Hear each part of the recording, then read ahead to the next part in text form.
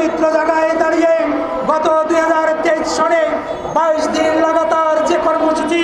বাংলাদেশ শিক্ষক সমিতি বিটিএ তথা সারা দেশের 5.5 লক্ষ শিক্ষক কর্মচারীদের নিয়ে আমরা পালন করেছিলাম, সেই সমাবেশে সেই লাগাতার অবস্থান কর্মসূচিতে তৎকালীন পতিত সরকার আমাদেরকে প্রতিশ্রুতি দিয়েছিলেন যে আমাদের সরকারি এবং বেসরকারি বৈষম্যে শিক্ষা ক্ষেত্রে যে ভারসাম্য বৈষম্য অনতিবিলম্বে সেই বৈষম্যের অবসান ঘটাবে। কিন্তু আমরা দেখতে পেলাম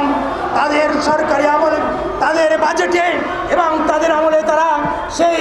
পরিপূর্ণভাবে আমাদের কোনো ঘোষণা না দিয়েই, প্রতিশ্রুতি বাস্তবায়ন না করেই তাদেরকে বিদায় নিতে হয়েছে। বন্ধুগণ, একটি বৈষম্য বিরোধী আন্দোলনের ফলে আজকে যে সরকার আমাদের এই রাষ্ট্র ক্ষমতায় অধিষ্ঠিত, একজন নোবেল বিজয়ী প্রধান উপদেষ্টা আমাদের গর্বিত,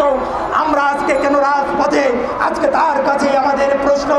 বাংলাদেশের বেসরকারি শিক্ষকরা ভারসাম্য বৈষম্য নিয়ে মাত্র 1000 টাকা বাড়ি ভাড়া, মাত্র 25% উৎসব ভাতা, মাত্র 500 টাকা চিকিৎসা ভাতা নিয়ে সারা দেশের প্রায় 98 শিক্ষা ক্ষেত্রে শিক্ষার দায়িত্ব পালন করে। আমরা একই সিলেবাস, একই কারিকুলাম, একই প্রশ্নপত্র প্রণয়ন, একই উত্তরপত্র মূল্যায়ন করেও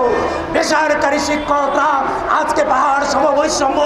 ব্যবধানে নিষ্পাদিত হয়ে শিক্ষা কার্যক্রমে সঠিকভাবে মনোনিবেশ করতে পারে না। আপনারা দেখেছেন বদলিপুর থানা থাকায় আমাদের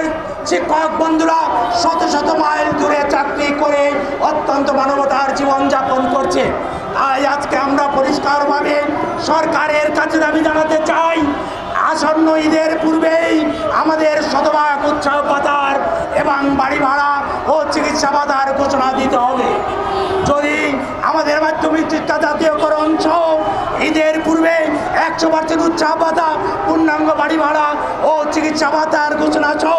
একটি সমস্যার সমাধান করা না হয়, তাহলে আমরা এই রমজানের ঈদের পরেই 5.5 লক্ষ শিক্ষক কর্মচারীদের নিয়ে এবং বিশেষ করে বাংলাদেশের যে সকল শিক্ষক সংগঠন আছে, আজকের এই অনুষ্ঠান থেকে আমি বাংলাদেশ শিক্ষক সমিতির সভাপতি অধ্যক্ষ শেখ কাউসার আহমেদ আপনাদের সবাইকে উদারত আহ্বান জানাচ্ছি। সকল শিক্ষক সংগঠনের বন্ধুরা আসুন, আমরা একসাথে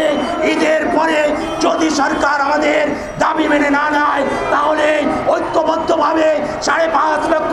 শিক্ষক কর্মচারী এই জাতীয় প্রেস ক্লাবের সামনে অবস্থান করে সরকারের কাছ থেকে মাধ্যমিক শিক্ষা জাতীয়করণ সহ সকল বৈষম্যের অবসান ঘটিয়ে এই প্রেস ক্লাব থেকে ঘরে ফিরে যাব, সেই প্রত্যাশা রেখে আজকে এই মানববন্ধনে বাংলাদেশের প্রত্যন্ত এলাকা থেকে যে সকল শিক্ষক বন্ধুরা এসে উপস্থিত হয়েছেন তাদের সবাইকে আন্তরিক ধন্যবাদ এবং শুভেচ্ছা জানিয়ে, বিশেষ করে এখনই আমরা আমাদের মানববন্ধন থেকে বিক্ষোভ মিছিল শুরু করব এবং এই বিক্ষোভ মিছিল থেকে বিভাগীয় কমিশনারের কাছে আমাদের 10 দফা দাবিতে স্মারকলিপি পেশ করব। সেই অনুষ্ঠানে, সেই মিছিলে, সেই স্মারকলিপি পেশে সবাইকে অংশগ্রহণ করার উদাত্ত আহ্বান জানিয়ে আগামী ঈদের পরে ঐক্যবদ্ধভাবে যে আন্দোলন হবে, সেই আন্দোলনে 2023-এর মতো স্বতঃস্ফূর্তভাবে অংশগ্রহণের আহ্বান জানিয়ে সকল শিক্ষককে